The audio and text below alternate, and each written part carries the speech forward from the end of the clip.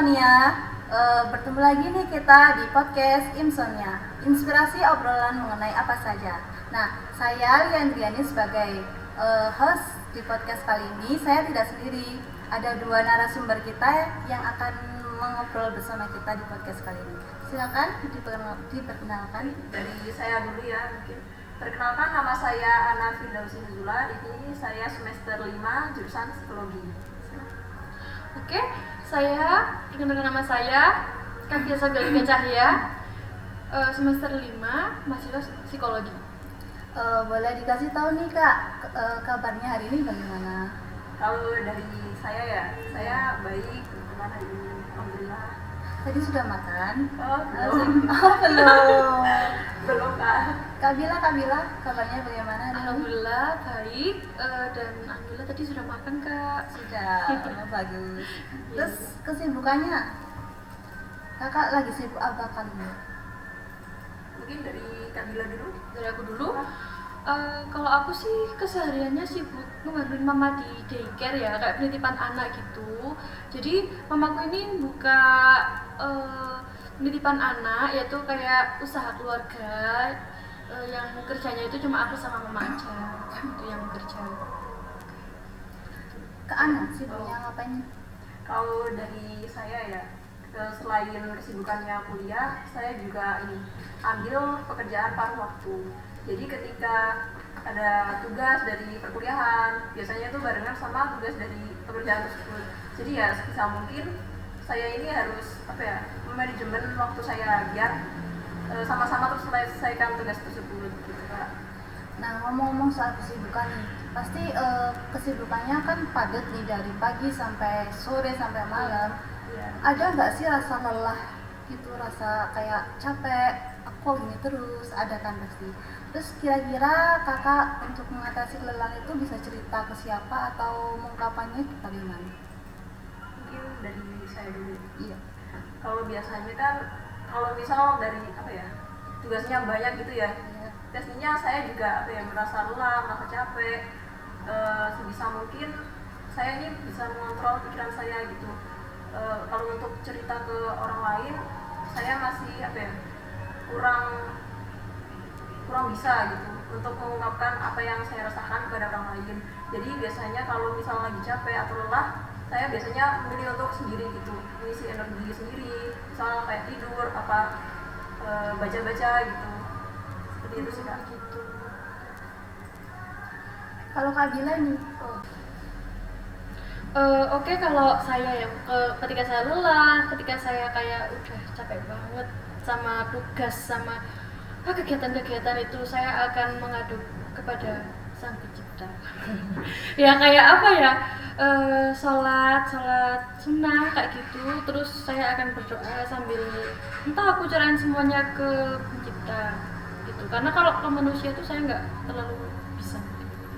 oke. Nah, dari cerita kakak berdua ini bisa dikatakan kalau mau bercerita kepada orang lain itu sedikit susah ya. Iya. Kayak ada rasa gak percaya Iya. kan ya.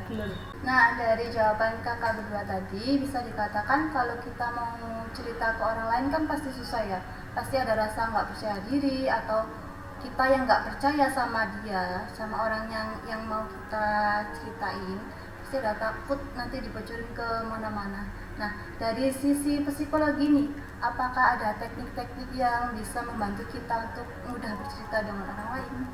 Bisa dijelaskan? Baik, saya akan menjawab ya. Iya. Jadi betul sekali, dalam psikologi ini ada beberapa teknik yang bisa digunakan oleh konselor dalam mengaplikasikannya kepada klien. Harus dari psikolognya ini harus pintar-pintar dalam membangun kepercayaan kepada si klien. Salah satunya teknik ini teknik pengungkapan diri atau self disclosure itu sih. Oh, baik. Nah, boleh nggak dijelaskan apa itu teknik disclosure? Udah. Baik, akan saya jawab ya. Jadi teknik self disclosure atau pengungkapan diri ini dicetuskan oleh Sidney Jouret pada tahun 1971. Jadi definisi dari teknik ini sendiri itu, teknik pengungkapan diri ini adalah salah satu teknik yang umum digunakan oleh seorang konselor dalam melakukan proses konseling. Pengungkapan diri ini mencerminkan upaya dari si konselor untuk mengungkapkan berbagai pengalaman dan pengetahuannya secara proaktif melalui perasaan, pikiran, atau fisik yang membuat klien ini dapat dengan mudah untuk bercerita atau mengungkapkan pengalamannya kepada si konselor. Seperti itu. Oh, berarti dari sisi psikolognya juga ya, kayak harus bisa membantu kliennya bercerita. Iya. Kalau untuk implementasinya Kak, teknik ini bagaimana cara mengimplementasikannya kepada klien? Oke, cara mengimplementasikan teknik ini ada 2 metode. Yang pertama adalah jadi si klien sama konselor ini melibatkan pengalaman pribadi mereka yang sama, sehingga di antara mereka ini hubungannya menjadi berkembang dan semakin percaya antara satu sama lain, dengan cara si konselor ini memvalidasi si klien ini. Dan metode yang kedua yaitu adalah si konselor ini penyampaian dirinya itu melibatkan perasaan-perasaan yang tulus, seperti halnya ketika si klien ini mengalami kesedihan, dia akan juga sedih, Kak. Dia tuh menampilkan si tulusnya gitu. Kayak harus sesuai situasi kliennya gitu. Iya. Jadi harus menyesuaikan Iya, konselor. supaya nyaman, supaya dia bisa nilai lebih subjektif lagi. Oh, nah tadi kan dijelaskan tentang implementasinya ya Kak di teknik ini. Kalau adakah variasi-variasi yang digunakan di teknik ini Kak, bisa dijelaskan? Baik, akan saya jawab ya. Jadi dalam teknik pengungkapan diri itu adalah teknik yang dinamis dan multiguna. Jadi mungkin lebih tepatnya bukan variasi ya, tapi lebih ke pendekatan. Jadi dalam teknik ini ada beberapa pendekatan. Contohnya pendekatan humanis. Humanis ini melihat teknik pengungkapan diri ini sebagai cara untuk menyejajarkan kekuasaan antara psikolog dengan si klien. Ya, jadi antara konselor dan si klien ini sebagai teman gitu ya. Bukan tidak ada jabatan-jabatan gitu ya. Ya, betul. Jadi terus ada pendekatan eksistensialis, melihatnya sebagai cara untuk memberi contoh atau mengajari si kliennya. Terus ada juga pendekatan feminis. Feminis ini melihat teknik pengungkapan diri ini sebagai cara untuk membantu si klien ini memilih konselor yang tepat dan memahami atau meningkatkan hubungan kekuasaan dengan konselor atau dengan dirinya sendiri bagi si klien gitu. Nah tadi kan sudah dijelaskan tentang implementasi, variasi, terus teknik self discourse ini apa. Kira-kira bisa diberi contoh satu aja buat kita di sini paham gitu, lebih paham. Oke, kalau untuk contohnya tuh seperti pada suatu ketika ada seorang klien datang kepada konselor. Dia tuh bercerita kalau dia itu tidak percaya terhadap apa yang dilihat. Kayak halusinasi gitu Kak? Oh, bukan halusinasi sih, kayak ayahnya ini kan pemabuk. Oh, pemabuk. Ya, terus pada suatu ketika dia dari keluar sama mamanya, tiba-tiba nemuin ayahnya ini sudah tergeletak di kantor tanpa memakai baju sama sekali, jadi telanjang bulat gitu. Padahal mamanya ini sudah sering kayak jangan aku bukan, kayak sering gertak ayahnya, tapi nggak ada perubahan sama sekali. Dia pun sebagai anak pun kaget kan, kayak orang tuanya telanjang bulat di karpet ditemukan tergeletak, tidak sadar. Terus dia tuh kayak tidak percaya terhadap apa yang dia lihat kalau ayahnya seperti itu. Dan si konselor ini akhirnya memberikan pengalamannya juga yang sama, memiliki seorang pemabuk yang dia ketika mabuk juga melakukan hal-hal yang gila gitu. Setelah itu si konselor ini juga memberikan penguatan kepada si pemabuk, si klien ini kalau si ayahnya yang dilihat sama klien ini memang benar, dan itu bukan kayak kan dia kan sudah percaya gitu loh, kayak masa ayahnya gitu. Padahal jadi ya emang gitu. Terus jadi ya si konselor ini menguatkan kalau itu memangnya kamu lihat itu benar-benar seperti itu gitu loh, Kayak meyakinkan meyakinkan si klien. Dan di situ si konselor juga menguatkan juga kalau mereka itu mungkin adalah orang-orang yang kesalahan dalam kecanduan alkohol. Jadi apa ya, mungkin efek samping dari itu gitu. Jadi itu bukan menutup kemungkinan dia itu tidak yakin tanpa dilihat.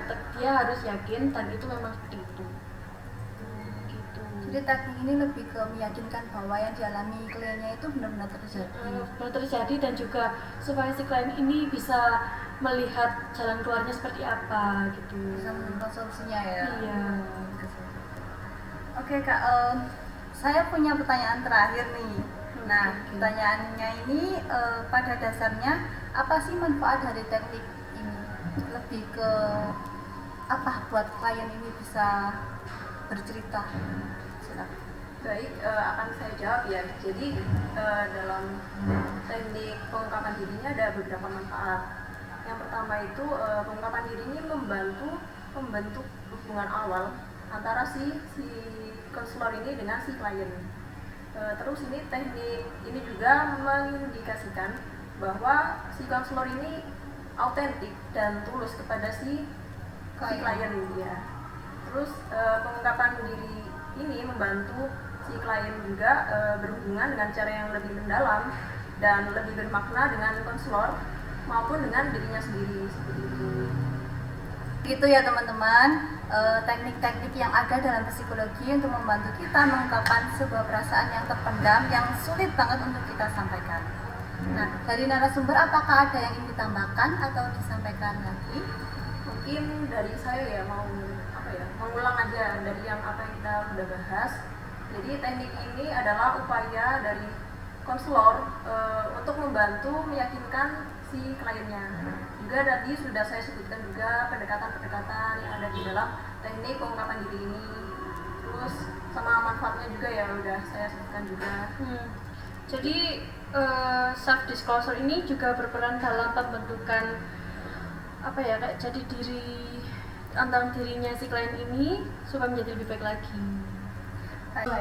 Oke, terima kasih kepada narasumber kita hari ini, Kak Bila dan Kak Ana, dan juga sahabat Insom yang sudah nonton kita hari ini. Jangan lupa like, comment, share, dan subscribe YouTube kita. Dan jangan lupa dengerin kita di Spotify, Insomnia Podcast, dan IGTV kita @aslab_psi. Kami pamit undur diri, sampai jumpa di podcast selanjutnya. Dadah!